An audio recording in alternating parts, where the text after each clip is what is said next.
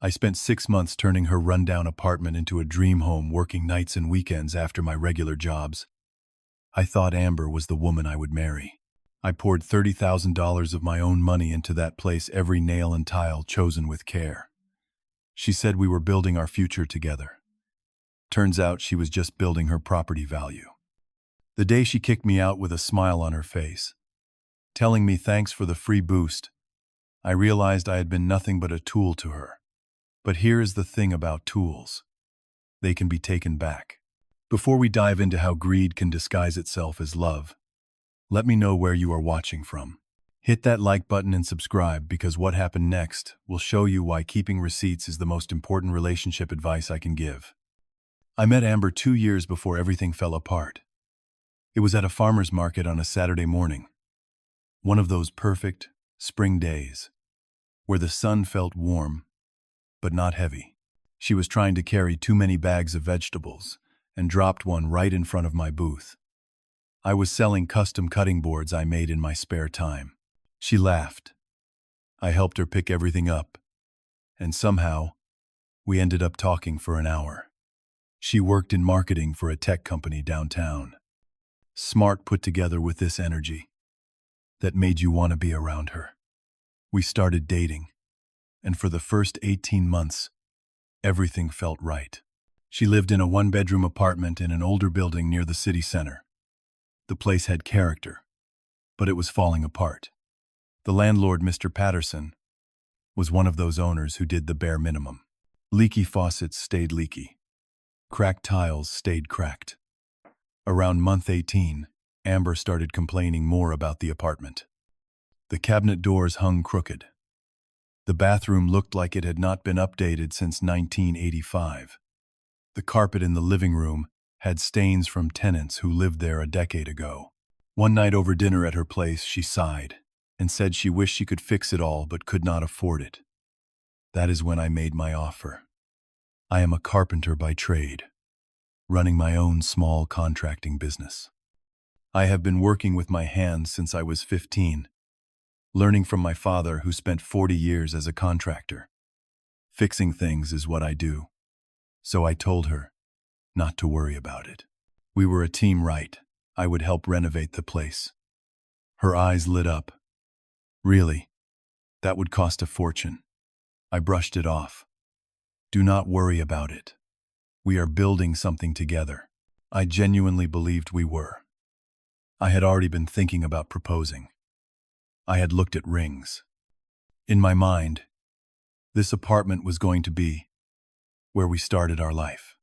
If we were going to live there together, it should feel like home. We started small. I fixed the broken cabinet doors in the kitchen, replaced the leaking faucet in the bathroom. Then Amber suggested we tackle the bathroom completely. It really was terrible. I agreed. If I was doing the bathroom, I might as well do it right. New toilet, new sink, and vanity ceramic tiles on the walls and floor. From there, the project snowballed. Why not upgrade the kitchen too? New granite countertops, custom cabinets I would build myself, stainless steel appliances. The living room needed work. I would pull up that disgusting carpet and put down real hardwood flooring. I drew up plans, got permits where needed, spent evenings after my regular jobs shopping for materials. I wanted quality stuff. This was not some flip project. This was for us. I bought a Kohler toilet, $450. A beautiful vanity set, $600. The ceramic tiles alone cost $2,000. The granite countertops were $3,500. The hardwood flooring ran me $6,000. I upgraded the air conditioning unit for $3,000 because the old one barely worked. Replaced all the windows for better insulation, another $5,000. New light fixtures throughout, $1,200. A smart lock and solid wood front door, $800. I even upgraded all the electrical outlets and switches, $700. Every receipt went into a folder. My best friend Kyle, who works as a real estate attorney, had told me months earlier to keep records of everything. Just in case, he said. I thought he was being paranoid. This was my girlfriend, not a business deal. but I kept the receipts anyway. I would come over after work, put in 4 or 5 hours, and Amber would sit with me, hand me tools, order us pizza. We would talk about the future. She would say things like, "Imagine when this is all done," or "We are going to love cooking in this kitchen." I had bought an engagement ring and kept it hidden in my toolbox. I was planning to propose the day I finished everything. But around month 3, something shifted. Amber stopped helping. She would go out with friends while I worked alone in her apartment. When I was exhausted and suggested we go out for dinner, she would say, "Cannot you just order takeout? I have plans with the girls." It stung, but I told myself she was probably stressed with work. I kept going. Then the questions started. One evening, I was installing the new countertops, and she asked, "Do you think all these upgrades will increase the property value?" I paused. "Well, yeah, but you are renting, so it does not really matter." She nodded slowly. "I know, but hypothetically, like if I were to buy this place someday." It was an odd thing to say. I felt uncomfortable, but pushed the feeling away. She also stopped inviting me to stay over. After I worked late, she would insist I crash there. Too tired to drive home. "Stay here. Now it was you should head home tonight. I need my space." I started feeling like I was being pushed out of the very place I was building. I kept working. I installed a brand new AC unit, replaced every window in the apartment, put in premium light fixtures that cost more than I wanted to admit. By month 5, I had sunk $32,500 into that apartment. $32,500 of my own money. One afternoon, Kyle stopped by to see the progress. He walked through the apartment, whistling low. "Man, you are putting in serious money here. You two got something on paper about this." I laughed. "Paper? It is my girlfriend, not a business deal."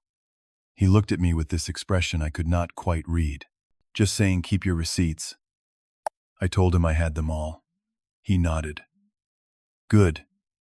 You might need them." Month 5 is when everything started unraveling. I showed up at the apartment one afternoon earlier than usual. I had finished a job ahead of schedule and wanted to surprise Amber. When I walked in, she was on the phone in the bedroom. The door was cracked open. I was about to call out to her when I heard her say, "Yes, with all the renovations, the appraisal should come in much higher. He is almost done." I froze. Appraisal. I stood there in the hallway listening. When she hung up, I walked into the bedroom. She jumped slightly. "Oh, you are here early." I pointed to the papers on her desk. "What was that phone call about?" She hesitated. "Oh, that was just my sister talking about her house." But I had already seen the documents on the desk. I walked over and picked one up. Purchase agreement. My stomach dropped. "You are buying this place. When were you planning to tell me?" She stood up defensive. "I was going to surprise you. It will be our place." "Our place." The words felt hollow. "But you never discussed this with me. I have put in $30,000. And it will benefit us when we live here together." She said it so smoothly, like it was obvious. But something felt wrong. I asked to see the full purchase agreement. She pulled the papers away. "It is complicated legal stuff. Do not worry about it. Do not worry about it." That phrase again. "I need to see it, Amber. I have invested too much not to know what is happening." Her face changed. "Invested? I never asked you to do all this. You offered." Technically, she was right. I had offered. But it was under the assumption we were building a life together. This is different, and you know it. She crossed her arms.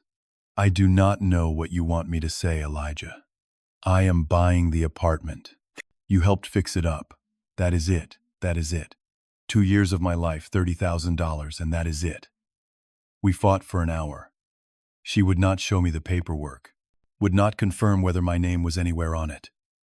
I knew the answer, without asking. It was not. I left that night, feeling sick. A week later, I ran into Mr. Patterson, the landlord, in the lobby. He smiled at me. "Your girlfriend drives a hard bargain. Got me down to $210,000 for this place." I forced a smile. "That is great." He kept talking.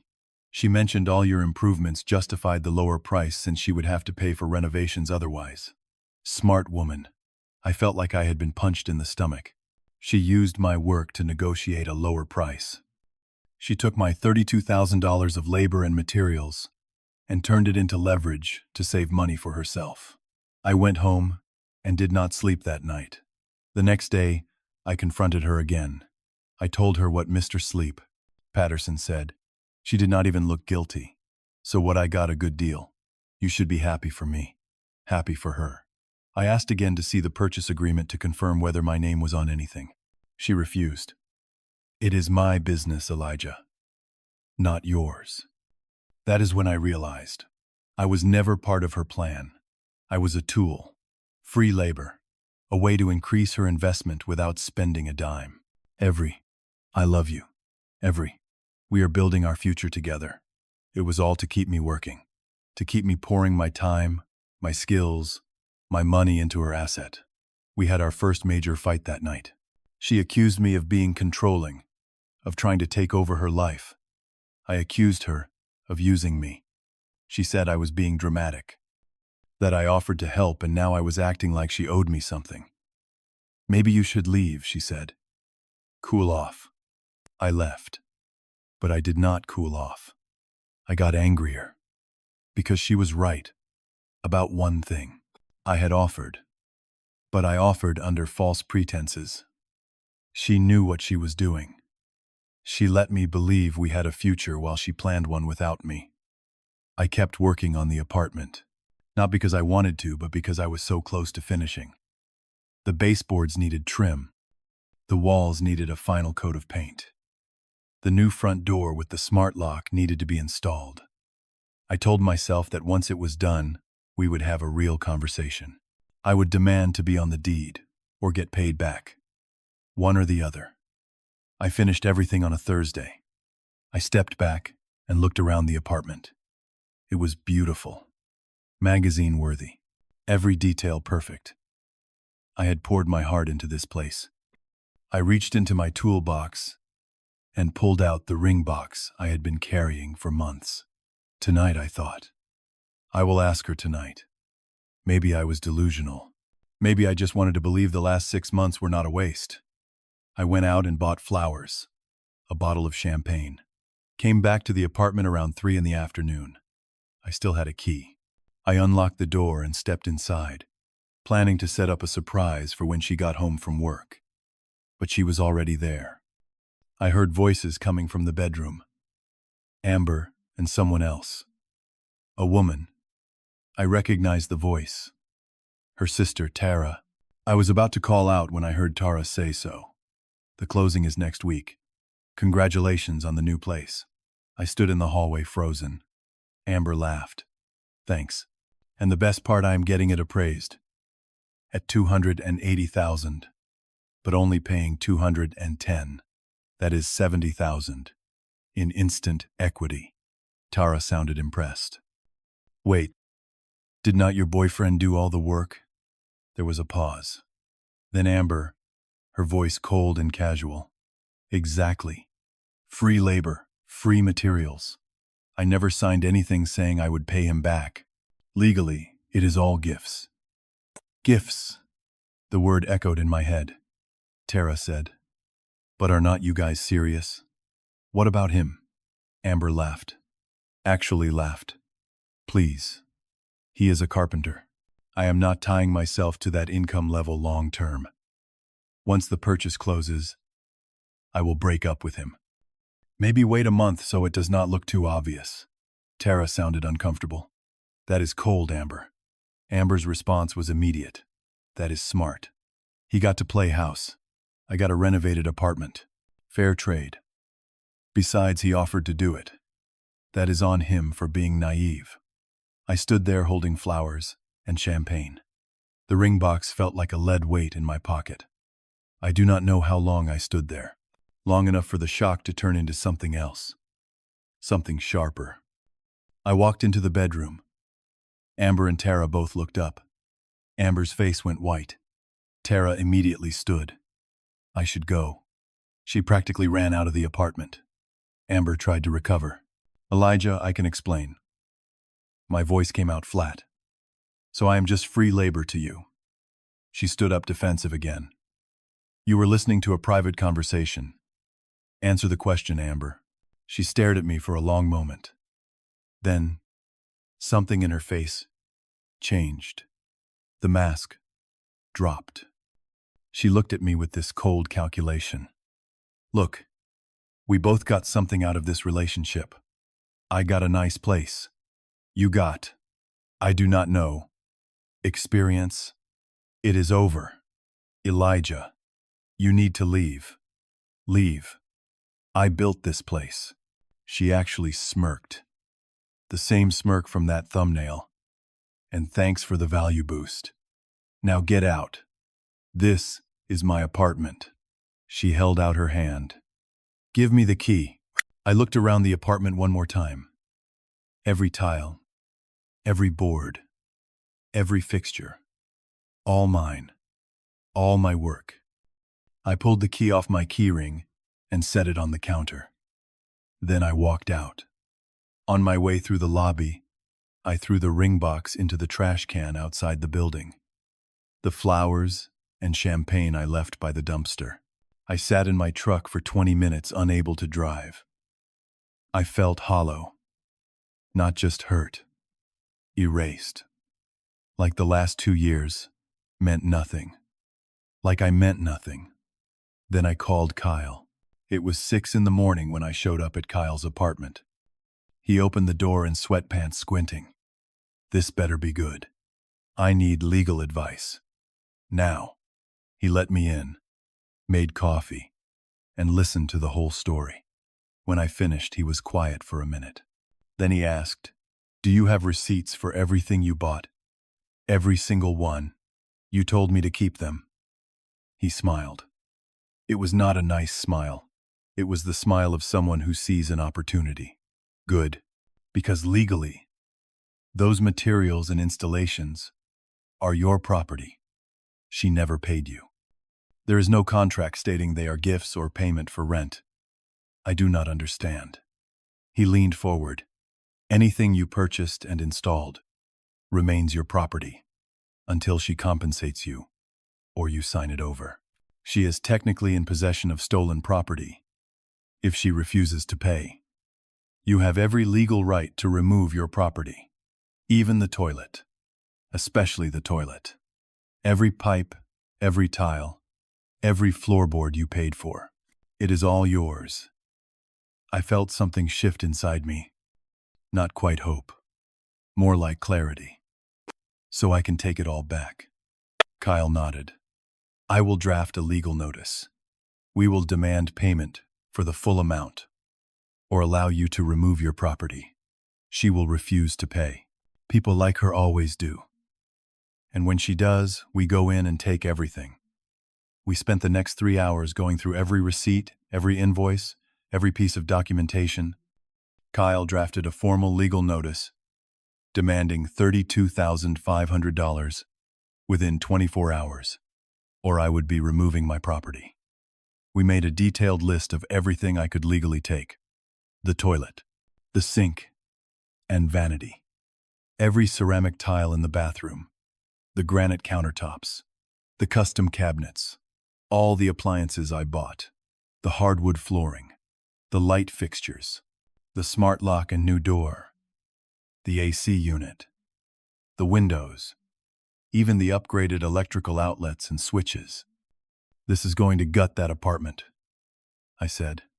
Kyle looked at me seriously. She gutted you first. This is not revenge, Elijah. This is justice. You are not taking anything that is not yours. You are taking back what she stole. That afternoon, Kyle hand-delivered the legal notice to Amber at her office.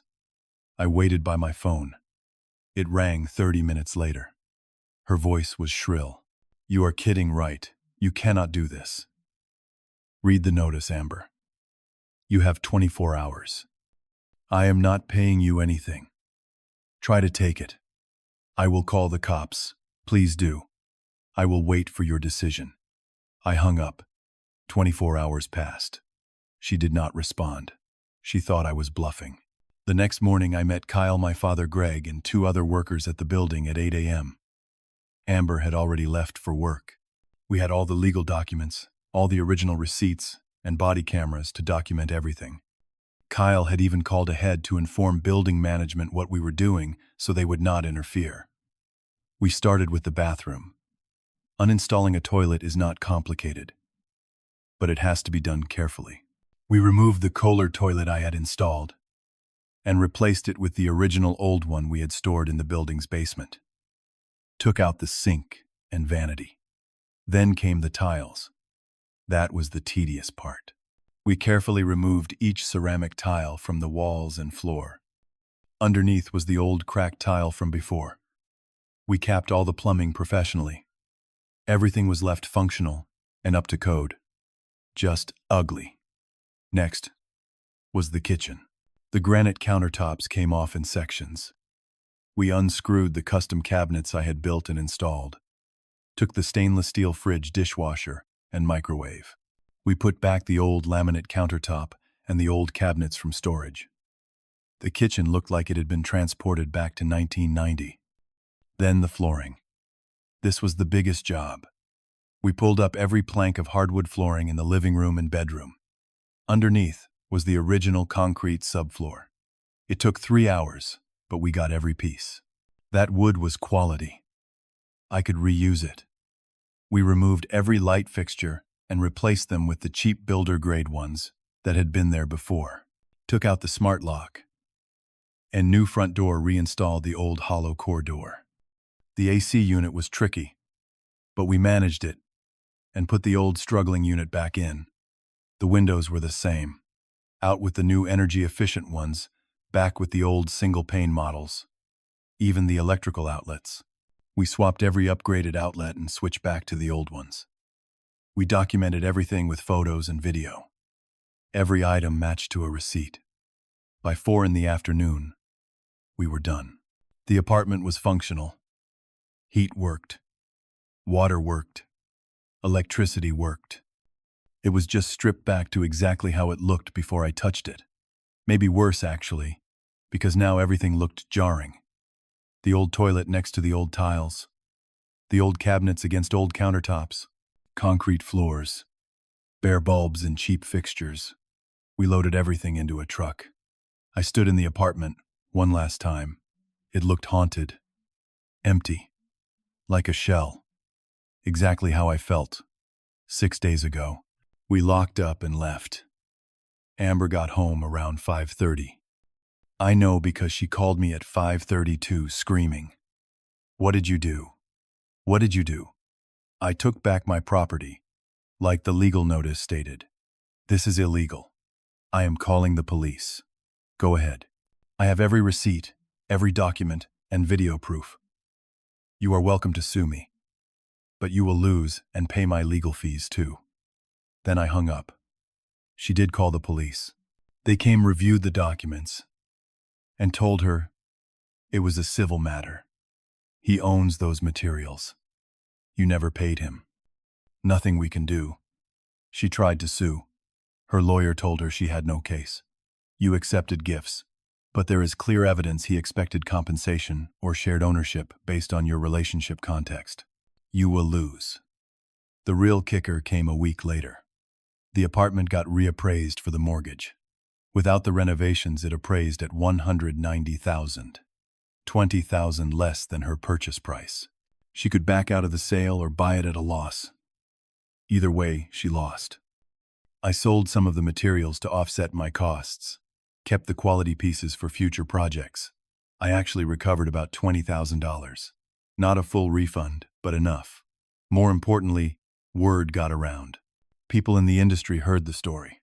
Clients started reaching out specifically because they respected that I stood up for myself. My business actually grew. As for Amber, last I heard she pulled out of the purchase, could not afford to renovate again, and refused to buy at a loss. Her reputation in her social circle tanked when the story spread. Turns out, Tara felt guilty and told a few people. Those people told others. Karma works in funny ways. The first week after everything happened, I did not feel victorious. I felt empty. I got my stuff back. I made my point, but I still lost 2 years, and a version of my future I had believed in. My father came over that weekend. We sat on my back porch with beers, not saying much. Finally, he spoke. "Son, you did the right thing. Some lessons cost money, but you got yours back. Most people do not." He was right, but it still hurt. Not the money. The betrayal. The realization that someone I loved saw me as nothing more than a resource to exploit. That she could smile to my face while calculating how to use me behind my back. The first month was hard. I threw myself into work. Took on more projects than I probably should have. Stayed busy. Kept my hands moving so my mind would not wander. But something unexpected started happening. Clients who heard the story reached out specifically to work with me. They said they appreciated my integrity, that they wanted to hire someone who stood up for themselves. My business grew. By month 3, I started feeling lighter. I would catch myself thinking about the whole situation, and instead of anger, I felt something closer to relief. I dodged a bullet. Imagine if I had married her. Imagine if we had bought a house together, had kids. Divorce would have cost way more than $32,000. This was the cheap version of that lesson. One afternoon, I got a call from a potential client. A woman named Diana. Her husband had passed away 6 months earlier, and she needed help renovating their home. Too many memories in the old setup, she said. She needed it to feel different. We met to discuss the project. She was kind, straightforward. We talked about her husband, about grief, about moving forward. It was not flirting. It was just honest conversation. By the end of the meeting, I had a new client.